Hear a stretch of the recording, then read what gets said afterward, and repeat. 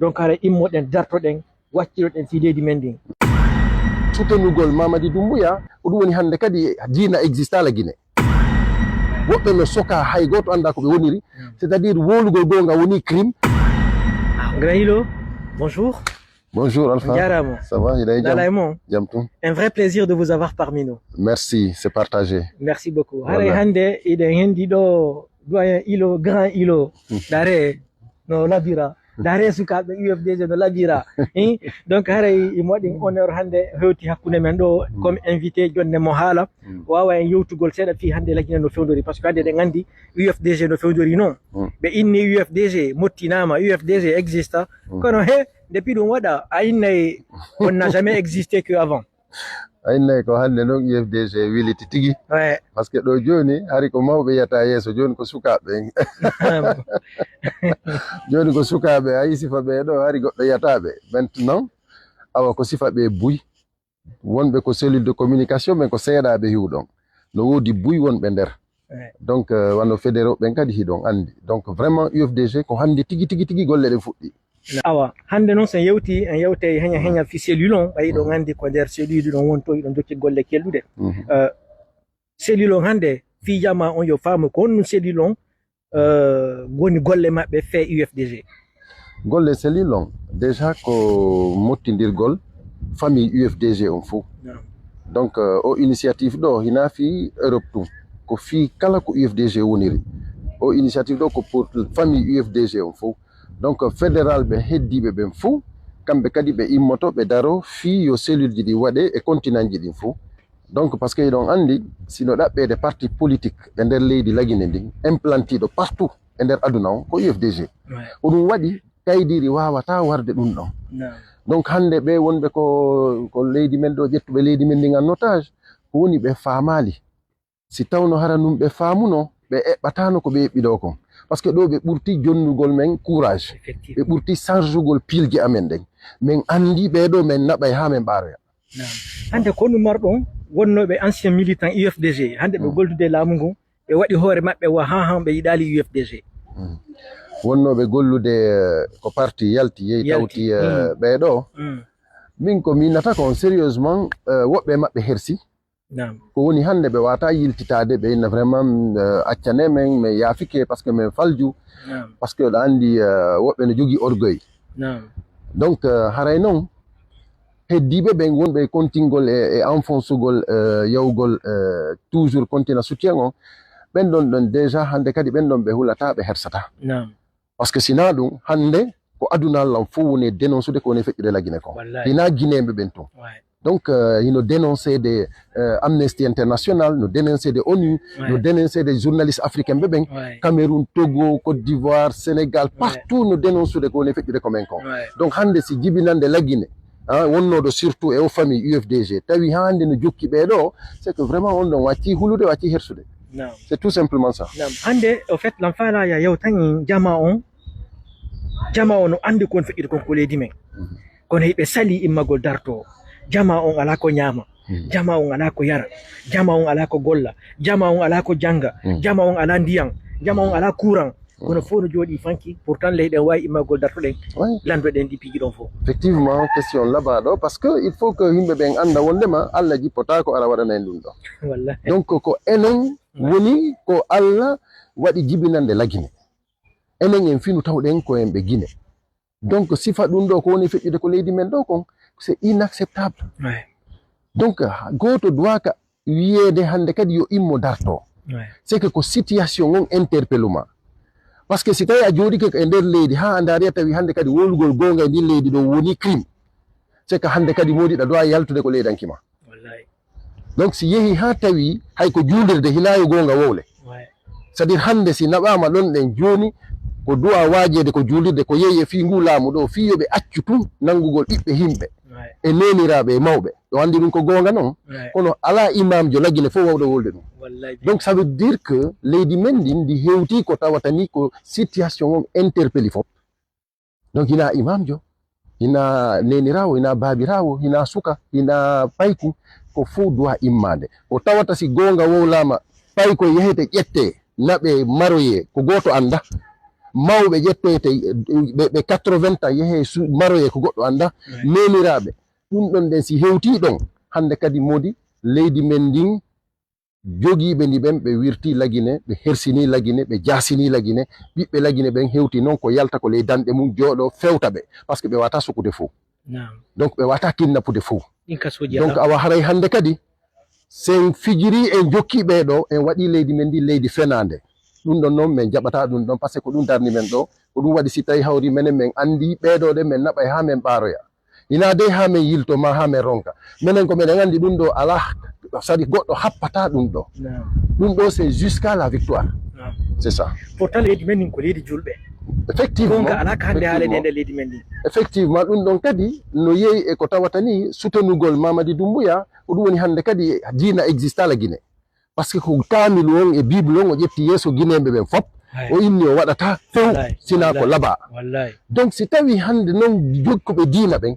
diinaji ɗin jokkuɓe wano ɗi coordination ji men jokkuɓe société civile on fof si tawi fof yeehi jokki ɓeɗo hande kadi haɗa la Guinée woni leydi fenade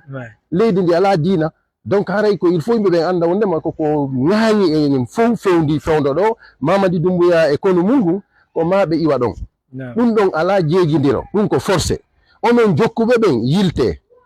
fewno ɗo noon iɗon wawi kadi toujours si tawi hawri on ardini hakkil ɗon wawi torade yafuye yilto ɗon par ce que ko ma yilto ɗon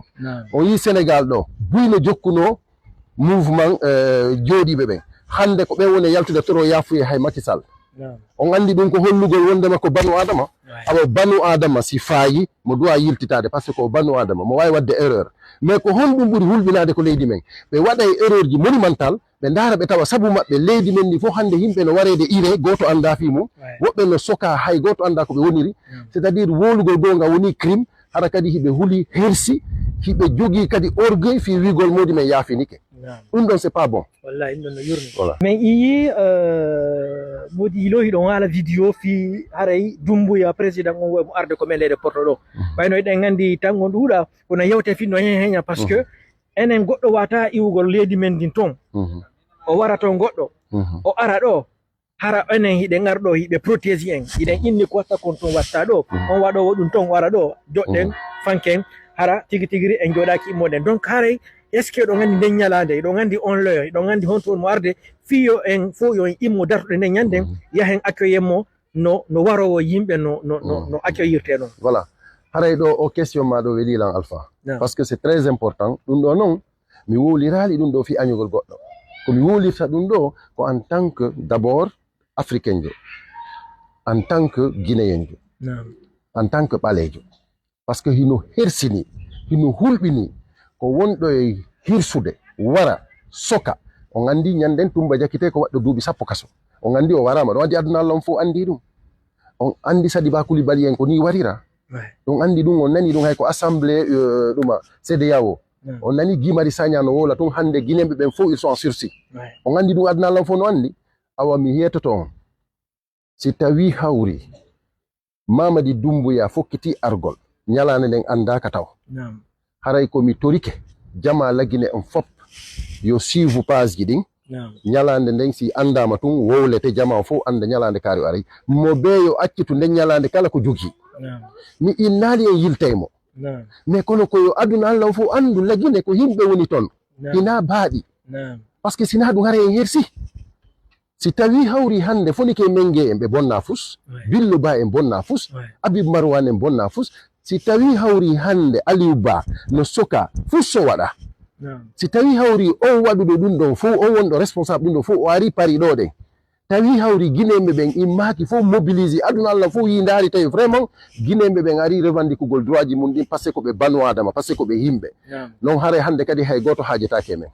donc ɗum ɗon noon haray koyon andu hay hanki mi waɗi yewtere ko mi jonni numéro téléphone wano wonɓe Lyon wano wonɓe Clermont-Ferrand wano wonɓe Lille fi honɗum fi yon windito e ɓen après kadi fof mum kadi min ɓurtay kadi yañude par ce que ñalande nden haalaka taw mais kono koye aduna Allah fof andu iɗen habborimo ɗo wa juldandu par ce que il faut que ça soit clair Mamadi Doumbouya o accitay ɓe o nangi ɓen fop so miijo argol ɗo sina ɗum koyo andu enen kadi haray en innali o accitay ɓe forcé mais enen kadi en accitay golle men ɗe yahanen mo andine aduna Allah faut ko criminel non voilà on ani donc suivez pas jidin et surtout pede wakila gol lady mendin ko aliko malaika in Allah wata kam doga wara o changana lady mendin ko ene doit immagol changer lady mendin voilà wo sa inni soso be inne wo sa inni Allah wallan o enne ko mi iyirma wo ko dimi wallirtama ko jokkuda wo ko rodumi wallirtama donc hare immoden dartoden wacciroden fi lady mendin lady mendin o mérite plus ko woni fekkide kon hande du waka hebude guinéenjo guinéenjo du waka walagol angal courant angal diyan guinéenjo du waka mapagol fi ndiyan guinéenjo ko duwa ko aru utta robinet o yara ndiyan ko urtu robinet o loto ara ko urtu ni o daro tun yana e makko wakko woni ko jardin Allah parce que ko dum lede porto be ala ndiyam buri en ide buri be ndiyam buri laabi sappo ide buri be pourtant le ide buri be nange buri laabi sappo ko nange le okkata courant ibe buri be hendu laabi sappo ko dum le okkata courant e ngala courant ngala din tiji don fo are ko ma immode darto en wakkilo de baaw selu dale jallo wakkilo de baaw UFDG parce que wo goddo wawata warugol miijo ka ko annuye kono goddo wawata warugol miijo annuye parce que UFDG ko miijo ko annuye kadi ko jiggol goddo wata warde jiggol donc haray ko moden dartuden haray o weltanama buyo non kadi combat mon wallahi men sukabe me weltani o modja ko model be e nder waddo ben combat on surtout ko réseaux sociaux je kadi nder UFDG haray do weltana men tori Allah yo Allah lan o korono kadi balde kellal hara on sanzanali en hara on sanzanali men yandi men jeji on dun don mi hala do yeso camera on fop la ngandi wadata kono wo juuri ko ɓeydante hoore juuri fi ko yo ɗuuɗu naafi yo welu donc haare ko ɗum yewta on yandi haara on changeanali men par ce que ko onno wadde konko ko molana haara on jarama buyi merci Alpha grand ilo merci Alpha haray mi andinayi on hunde wotere musidɓe an si ferma mi toriki on fi Allah accire ni hulgol ngol wata Allah jonnon sifandi leydi ɗo joɗoɗen innen ndi leydi ko leydi huɗandi ko leydi ndi waɗaka barki ko Allah suɓani en leydi waɗandi duwa e barki ala ɓurɗo en leydi e sous région o acce immoɗen hollen koye jooma barki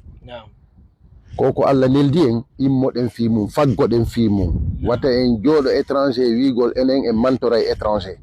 mantoren ko Allah jonni en kon lagine haray ko ɗum pepmi ɓeyditanta en jamme kisi e meɗen jarama buyal barka